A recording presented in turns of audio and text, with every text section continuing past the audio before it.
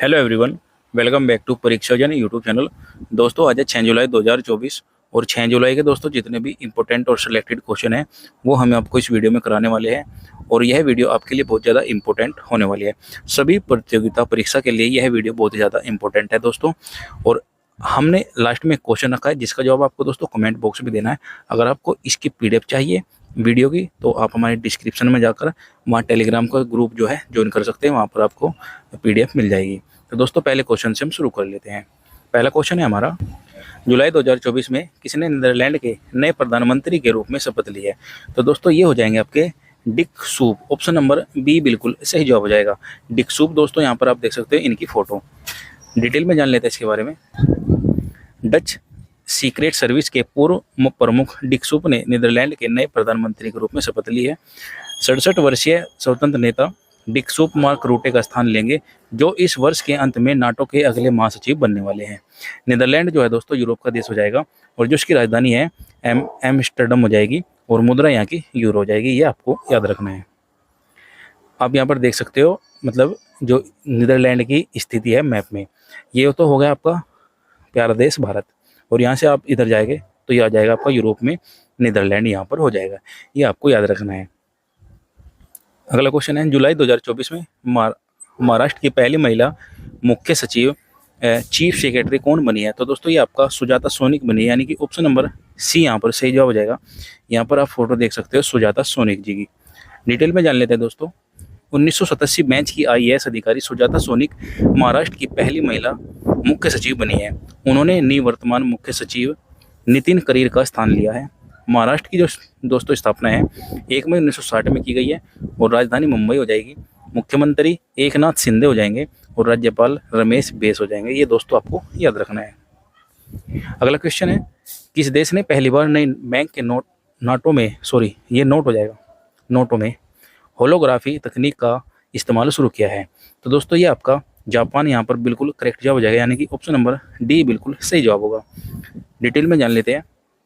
Japan ने मुद्रा design में अपने नवीनतम नवाचार का अनावरण किया है, जिसमें नए बैंक नोट में होलोग्राफिक तकनीक को शामिल किया गया है। यह विकास दुनिया भर में मुद्रा के लिए सुरक्षा सुविधाओं में एक महत्वपूर्ण कदम है। होलोग्राफी प्रौद्योगिकी 3D जैसी छवियां बनाती है जो विभिन्न कोणों को देखने पर बदल जाती है, जिससे बैंक नोट सुरक्षा सुविधाओं में जटिलता की एक परत जुड़ जाती है। यह पहल वित्तीय धोखाधड़ी के खिलाफ वैश्विक लड़ाई में आगे रहने के लिए जापान की प्रतिबद्धता को रेखांकित करती है। जापान जो है दोस्तों एशिया का देश हो जाएगा, राजधानी टोक्यो और मुद्रा यहाँ की येन हो जाएगी और प्रधानमंत्री फूमियो कशीदा हो जाएंगे। ये आपको याद रखना है। यहाँ पर आप देख सकते हो जापान की स्थिति वर्ल्ड मैप में, ये तो है आपका भारत और यहाँ पर आप जाएंगे तो एशिया में ही पड़ेगा आपका जापान। ठीक है, ये आपको याद रखना है। अगला क्वेश्चन है, जुलाई 2024 में महिला टेस्ट क्रिकेट के इतिहास में सबसे तेज दोहरा शतक बनाने वाली पहली भारतीय महिला कौन बन चुकी है? तो दोस्तों ये आपका शेफाली वर्मा बन चुकी है, यानी कि ऑप्शन नंबर सी यहाँ पर सही जवाब हो जाएगा। शेफाली वर्मा की दोस्तों यहाँ पर आप फोटो देख सकते हो। डिटेल में जान लेते हैं इनके बारे में। शेफाली वर्मा ने टेस्ट इतिहास का सबसे तेज दोहरा शतक लगाया है। उन्होंने अपने करियर के इस पहले दोहरे शतक को 194 गेंद पर पूरा किया है, यानी कि 194 गेंद पर 200 रन बनाए हैं। ऑस्ट्रेलिया की एनाबेल सदरलैंड का रिकॉर्ड तोड़ दिया इन्होंने, जिन्होंने इसी साल दक्षिण अफ्रीका के खिलाफ 248 गेंद पर 200 शतक मतलब कि दोहरा शतक लगाया था। मिताली राज के बाद शेफाली वर्मा टेस्ट क्रिकेट में दोहरा शतक लगाने वाली भारत की दूसरी बल्लेबाज बन चुकी है। मिताली राज ने अगस्त 2002 में टोंटन में इंग्लैंड के खिलाफ दूसरे टेस्ट के दौरान 407 गेंदों पर 214 रन बनाए थे। लेकिन दोस्तों यहाँ पर इन्होंने बहुत तेज दोहरा शतक लगाया, यानी कि 194 गेंद खेली और 200 रन बनाए इन दोनों खिलाड़ियों के मुकाबले। अगला क्वेश्चन है, जुलाई 2024 में किस राज्य के मुख्यमंत्री ने सामाजिक आर्थिक स्थिरता को बढ़ाने के लिए NTR भरोसा पेंशन योजना शुरू की है? तो दोस्तों आपका आंध्र प्रदेश ने किया है। ऑप्शन नंबर सी यहाँ पर सही जवाब हो जाएगा। डिटेल में जान लेते हैं। आंध्र प्रदेश के मुख्यमंत्री चंद्रबाबू नायडू। दोस्तों ये है चंद्रबाबू नायडू, यहाँ पर आप देख सकते हैं फोटो इनकी। चंद्रबाबू नायडू ने 65.3131 लाख अभ्यर्थियों के लिए NTR भरोसा पेंशन योजना के तहत 4,408 करोड़ रुपए का वितरण शुभारंभ किया है। इस योजना के तहत वृद्धा पेंशन को 3,000 रुपये से बढ़कर 4,000 रुपये कर दिया गया है तथा शारीरिक रूप से विकलांग लोगों के लिए पेंशन को संशोधित कर 6,000 रुपये प्रति माह कर दिया गया है तथा गंभीर बीमारियों में पीड़ित लोगों के लिए 5,000 रुपये से बढ़ाकर 15,000 रुपये कर दिए गए हैं। यह योजना उद्देश्य सामाजिक आर्थिक स्थिरता को बढ़ावा देने के लिए बनाई गई है। आंध्र प्रदेश जो है दोस्तों, स्थिति देख लेते हैं। स्थापना 1 नवंबर 1956 में की गई थी। राजधानी अमरावती हो जाएगी। राज्यपाल अब्दुल नजीर हो जाएंगे। मुख्यमंत्री चंद्रबाबू नायडू। यहाँ पर आप दोस्तों आंध्र प्रदेश का मैप देख सकते हो।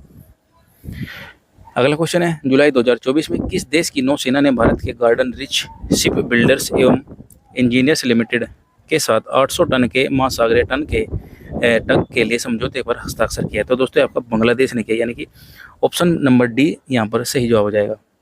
डिटेल में जान लेते हैं।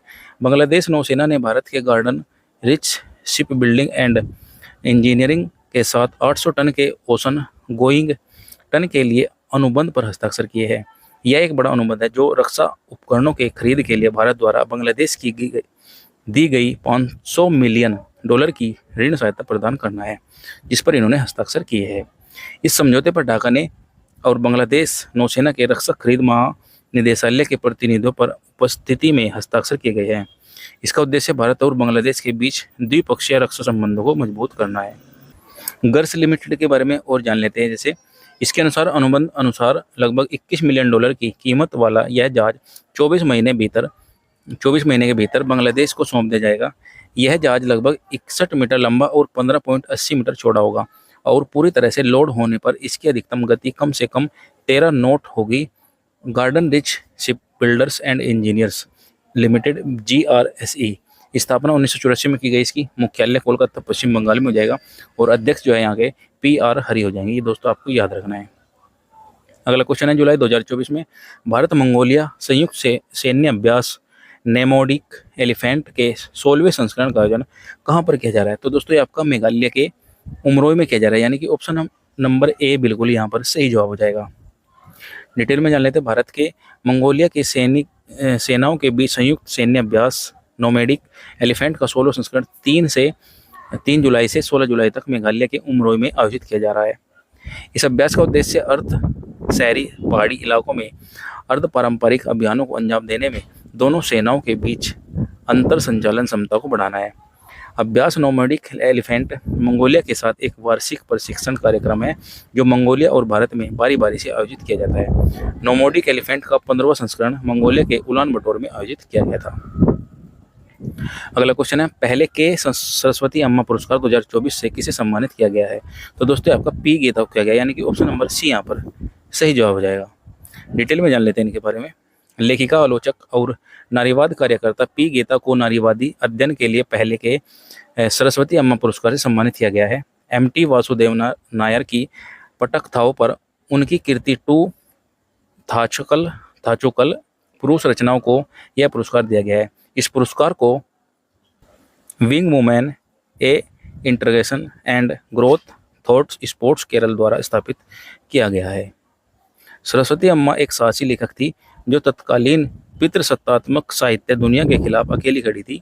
सरस्वती अम्मा ने 1938 में पहली लघु कहानी प्रकाशित की थी। विंग्स एक ऐसा संगठन है जिसका उद्देश्य महिलाओं को साहसी और स्वतंत्र बनाना है। अगला क्वेश्चन है, किस देश ने अंतरिक्ष मैत्री मिशन के तहत new space India limited NSIL के साथ $18 मिलियन के समझौते पर हस्ताक्षर की है? तो दोस्तों आपका ऑस्ट्रेलिया ने किया, यानी कि ऑप्शन नंबर सी यहाँ पर सही जवाब हो जाएगा। ऑस्ट्रेलिया सरकार ने अंतरिक्ष मैत्री मिशन के तहत भारतीय अंतरिक्ष अनुसंधान संगठन की वाणिज्य शाखा न्यू स्पेस इंडिया लिमिटेड के साथ $18 मिलियन के समझौते पर हस्ताक्षर किए हैं। अंतरिक्ष मैत्री मिशन ऑस्ट्रेलिया भारत की प्रौद्योगिकी अनुसंधान और नवाचार के लिए मिशन है जो अंतरिक्ष क्षेत्र में दोनों देशों के बीच मानवता साझेदारी को बढ़ाने का कदम आगे बढ़ाता है। New space India limited NSIL जो इसकी स्थापना 2019 में की गई है, प्रकार यानी किस प्रकार काम करता है? सार्वजनिक क्षेत्र का उद्यम में यह कार्य करता है। मुख्यालय इसका बेंगलुरु कर्नाटक में हो जाएगा और अध्यक्ष एवं प्रबंध निदेशक जो है राधा कृष्ण दुराईराज हो जाएंगे। अगला क्वेश्चन है, पार्डो अला कैरियर अस्कोना लोरकाना टूरिज्म पुरस्कार 2024 जीतने वाले पहले भारतीय कौन बने? तो ये आपके शाहरुख खान बने, यानी कि ऑप्शन नंबर सी यहाँ पर सही जवाब हो जाएगा। शाहरुख खान की यहाँ पर आप दोस्तों फोटो देख सकते हो। डिटेल में जान लेते हैं इनके बारे में। Shahrukh Khan 2024 Locarno film festival में प्रतिष्ठित life time achievement award Pardo अला कैरियर अस्कोना लोकार्नो टूरिज्म में सम्मानित होने वाले पहले भारतीय एक्टर है। 58 वर्ष शाहरुख खान को 10 अगस्त को स्विट्जरलैंड के लोकार्नो स्थित पियाजा ग्रांडे में यह पुरस्कार दिया जाएगा। 2005 में शाहरुख खान को पद्मश्री से सम्मानित भी किया गया है। अगला क्वेश्चन है, भारतीय सेना ने किस देश की सेना के साथ संयुक्त सैन्य अभ्यास मैत्री के 13वें संस्करण में भाग लिया है? तो दोस्तों आपका थाईलैंड यहाँ पर सही जवाब हो जाएगा। ऑप्शन नंबर डी बिल्कुल करेक्ट जवाब होगा। डिटेल में जान लेते हैं। भारतीय सेना ने थाईलैंड के ताक प्रांत के रॉयल थाई सेना के साथ संयुक्त सैन्य अभ्यास मैत्री शुरू किया है। यह अभ्यास 1 जुलाई से यानी 15 जुलाई 2024 तक आयोजित किया जाएगा। पिछला मैत्री अभ्यास 16 से 29 सितंबर 2019 तक विदेशी प्रशिक्षण नोड उमरोई मेघालय में आयोजित किया गया था। यह अभ्यास रक्षा क्षेत्र में आपसी सहयोग को बढ़ाने के लिए भारतीय और थाई युवाओं के व्यापक प्रयास का हिस्सा होगा। अगला क्वेश्चन है, जुलाई 2024 में प्यूमा इंडिया ने अपना ब्रांड एम्बेसडर किसे नियुक्त किया है? तो दोस्तों आपका रियान पराग और नीतीश कुमार रेड्डी को किया गया है, यानी कि ऑप्शन नंबर सी यहाँ पर सही जवाब हो जाएगा। डिटेल में जान लेते हैं। प्यूमा इंडिया ने क्रिकेटर रियान पराग और नीतीश कुमार रेड्डी को अपना ब्रांड एम्बेसडर नियुक्त किया गया है। नए ब्रांड एम्बेसडर के रूप में दोनों पूमा परिवार का हिस्सा होंगे और विभिन्न कार्यक्रमों और पहलों के माध्यम से इनके जूते परिधान, एथलेटिक सामान और सहायक उपकरणों को बढ़ावा देंगे। पूमा दुनिया की तीसरी सबसे बड़ी स्पोर्ट्स वेयर निर्माता कंपनी है।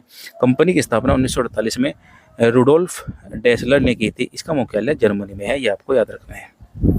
नेक्स्ट क्वेश्चन है, 2024 फीडा विश्व शतरंज चैंपियनशिप का आयोजन किस देश में आयोजित किया जा रहा है? तो दोस्तों आपका सिंगापुर में किया जा रहा है, यानी कि ऑप्शन नंबर बी यहाँ पर सही जवाब हो जाएगा। डिटेल में जान लेते हैं। इंटरनेशनल चेज फेडरेशन फीडा ने 2024 फीडा विश्व शतरंज चैंपियनशिप के लिए सिंगापुर की मेजबानी का ऐलान किया है। सिंगापुर ने यह मुकाबला होस्ट करने के लिए 20.86 करोड़ रुपए में नीलामी जीती है। यह चैंपियनशिप भारतीय ग्रैंड मास्टर डी गुकेश और वर्ल्ड चैंपियन चीन के डिंग लिरेन के बीच 20 नवंबर से 15 दिसंबर तक खेली जाएगी। अंतर्राष्ट्रीय शतरंज संघ फीडा स्थापना जो है इसकी 20 जुलाई 1924 में की गई है। मुख्यालय लुसाने स्विट्जरलैंड में हो जाएगा। अध्यक्ष है जो इसके और कोडी डरवोकोविच हो जाएंगे। सदस्यता कितने देश इसमें सदस्य हैं? 201 राष्ट्रीय संघ इसमें सदस्य देश हैं। अगला क्वेश्चन है, जुलाई 2024 में कौन सा देश यूरोपीय परिषद का अध्यक्ष बना है? तो दोस्तों आपका हंगरी बना है, यानी कि ऑप्शन नंबर सी यहाँ पर सही जवाब हो जाएगा। डिटेल में जान लेते हैं। हंगरी ने 6 महीने के लिए यूरोपीय परिषद की अध्यक्षता संभाली है। यूरोपीय संघ की परिषद का नेतृत्व एक सदस्य राज्य द्वारा 6 महीने की अवधि के लिए घूर्णन आधार पर बारी बारी से किया जाएगा। 2004 में यूरोपीय संघ में शामिल होने के बाद से यह दूसरी बार जब हंगरी अध्यक्षता करेगा। जनवरी जून से 2024 तक यूरोपीय परिषद की अध्यक्षता बेल्जियम ने की थी। अध्यक्षता करने का मतलब है परिषद की बैठकों की अध्यक्षता करना और अन्य यूरोपीय संघ निकायों के साथ साथ यूरोपीय जनता के समक्ष संस्था का प्रतिनिधित्व करना है। यूरोपीय परिषद 1974 में बनी थी। यूरोपीय संघ का एक सामूहिक निकाय है। पुर्तगाल के पूर्व प्रधानमंत्री एंटोनियो कोस्टा को यूरोपीय संघ की यूरोपीय परिषद के नए अध्यक्ष के रूप में चुना गया है। यूरोपीय संघ के बारे में जान लेते हैं।